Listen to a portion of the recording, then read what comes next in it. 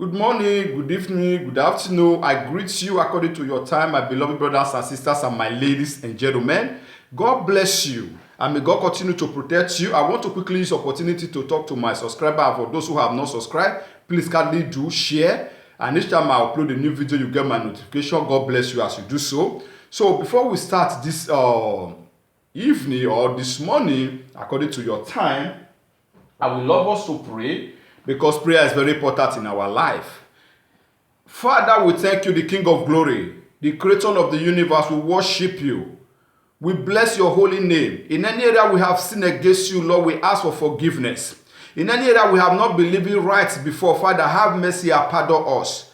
Forgive us our sins and cleanse us from our iniquity. And most especially those who are still living in the life of sin, who are believing to be born again. Father, give them the opportunity to be born again. I ask this from you through Christ our Lord. Amen. May the Almighty God bless you.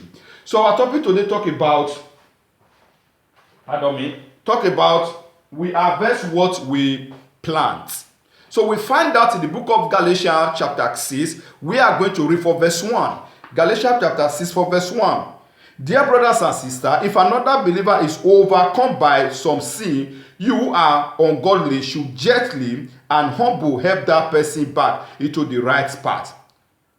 And if you go further, I said, and be careful not to fall into the same temptation yourself. So, my beloved brothers and sisters, this is very clear, and it's not easy for a believer to see another believer backslide and struggle to help that believer out. We know it's not easy, but it's by God's grace and God's power and wisdom and self-control to do that. How do we do this?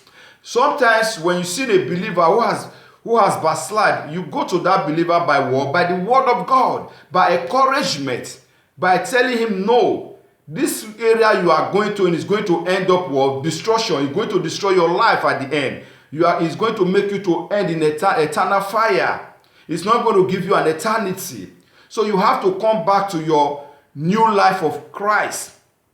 Don't say become. A lot of people backslide because of material things. A lot of people backslide because of they are be expecting something from God and that thing is not coming to pass. A lot of people backslide because of the friends they are keeping. So you, as you are going to them, do not allow them to influence you and put you in the same that category of jumping to that temptation and fall into it. That is the reason why Christ makes us say that we should pray that God should help us overcome temptation. Temptation must come. It's not everybody that can stand it. It's by endurance, it's by what? Self-control. A lot of people don't have self-control. If they fall into temptation, if they just a little trial, they will fall into temptation. Some, because of maybe their rentage is expired, some they are in school, they don't have money to take care of themselves, especially the female, especially the youth. They go to extra mile of doing something evil, and especially those who want to make it big, and some who are reading Bible because they want God to bless them with money. Not everybody is reading Bible to be holy. Some are reading Bible because they want God to bless them with money. If such people fall, you have to encourage them and bring them up to the word of God. You build people by the word of God and encourage them. Give them hope. But you must be very careful so that you will not fall into that the same word, temptation. So hear what the Bible go further to say. In that the same book of Galatians chapter 6 for verse 2. Share each other's bodies, and in this way obey the law of Christ. Share each other's bodies, pains.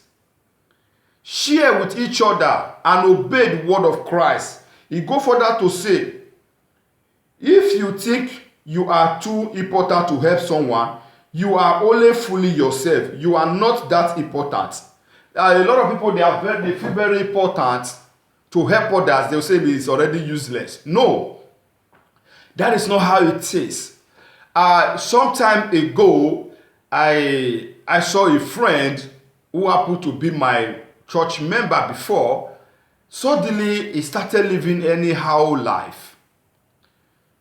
Up till now, sometimes I see him, I'm just weak. Try to call him, run, and it's just like someone who is now having mental problem. So I am doing everything possible to make sure I reach out to him each time I see him. Maybe sometimes we meet inside the train, or sometimes coincidence. I will just see him on the road. Before I will talk to him, we'll just move away, because I know it's not easy. But it leads to what? Frustration. It leads to some, because sometimes impatience make us to fall back to where we say we will not go back to.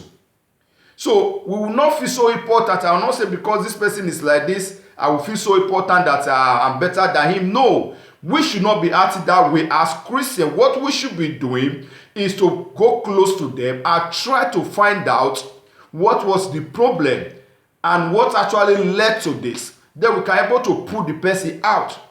But we must be careful for them not to pull us in. So that is the way we should live as believers. Here, if you go further, hear what the Bible go further to say. Pay careful attention to your own work. For then you will get the certification of job well done, and you will not need to compare yourself to anyone else. Pay attention to your job. Your job as a pastor, as a Christian, as a Bible scholar, is to pay attention to the Word of God. Not someone else, how that person is making it, how is living big. No, your attention is how to draw people to God. And don't feel so important. Bring yourself low, humble yourself, carry each other's bodies, encourage one another.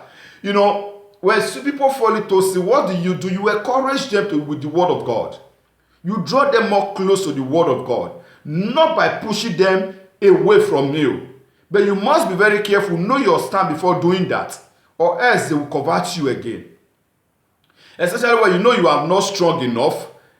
And I know a lot of pastors fall with this. They fall into temptation a lot, especially true women. They fall. So we must be careful.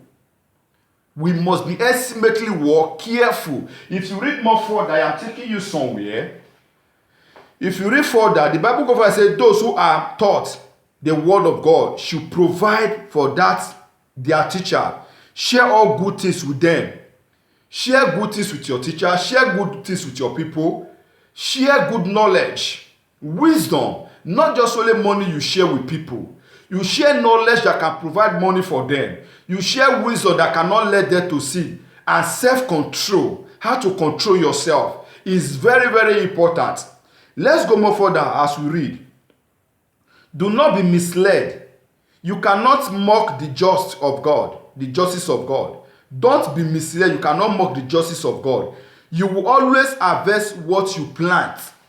You will always harvest what you plant. If you plant good seed, definitely you are going to reap good seed. Are going to harvest what? Good seed. But when you plant evil seed, remember that you are going to harvest that evil seed on the last day. If you are living a life of sin now, why can't you quit? Why can't you stay away from sin? Because if you continue, one day you are going to reap what you are sowing now. We know it's not easy. No one is perfect. We still fall into temptation sometime, but it's how you come out from that temptation, how you allow that temptation to rule you.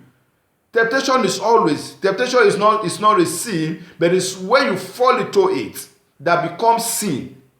But we must realize that we need good courage. We need good teachers around us. We need people that know the word, that can encourage us with the word of God, not people that will mislead you.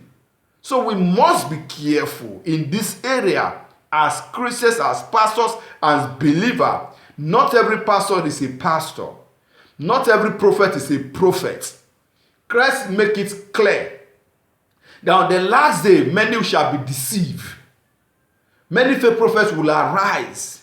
So what we need is to encourage one another, to carry each other's bodies. If you go more further, hear what the Bible goes further to say in the same book of Galatians chapter 6, for verse 8. Those who live only from that sinful nature, but those who live to please the Holy Spirit will harvest everlasting life from the eternity, from the spirits. Let me read it for you. Those who live holy to satisfy their own sinful nature, will harvest decay and death. From that same nature, but those who live to please their spirit will harvest bliss. Oh, sorry for the little distraction.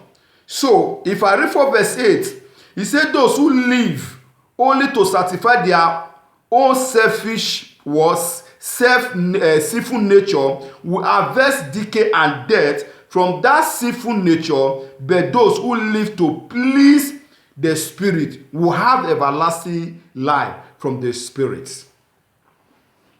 Those who live to please the nature, their own nature of sinful way, will harvest what? Death. And you know what death means? Not just to die, but the worst that can happen to a man is when a man die and perish and go to hell. So the Bible goes more further to let you know, say, that if you plant good seed, you will harvest good seed. If you please yourself by the Holy Spirit, walk in the Holy Spirit, you will have what? Everlasting life. I don't know who is I am talking to this morning. I don't know who is I am talking to this afternoon. I don't know who is I am talking to this evening. As you pay more attention to the Holy Spirit, you will end up in everlasting life, because we are living a life of holy without no stain. Hear what the Bible goes further to say. He said, but those who live to please the Holy Spirit will harvest everlasting life from the Spirit. So let not get tired of doing what is good. At just the right time, we will reap a harvest of what? Blessing. If we do not give it up, therefore, whoever will have the opportunity, we should do good to everyone, especially to those in the family of faith. Do good at all time. Do good to others, especially wicked people. Do good to them. Prove to them that you have the Holy Spirit. You have the power of God in you. Prove to them that you are a child of God. Then you harvest everlasting life. God bless you. I pray for you this today. I declare and I decree upon your life. May the Almighty God bless you with wisdom and give you the Holy Spirit that will never depart from you, through Christ our Lord. Amen. May the Almighty God bless you, and may the peace of the Lord be with you all. Thank you for watching. See you in my next video. Share with your friend. Like, comment. Bye.